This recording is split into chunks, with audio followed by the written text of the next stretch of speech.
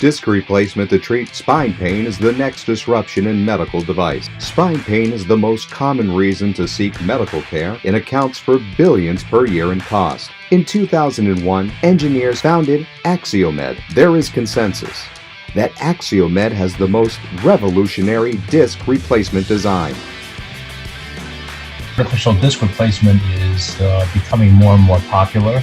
The AxioMed disc, I think, is that next step in technology. Very different from the other artificial discs that are on the market. The vertebrae are meant to move, and if you can allow the natural movement, then I think you're restoring a lot more motion for that patient. Mimics the human disc so much, the spine recognizes itself as being normal. I woke up, no pain. It's been amazing. I was back on my horse in 6 weeks. I think this is a true disruption in the way we will treat patients going forward.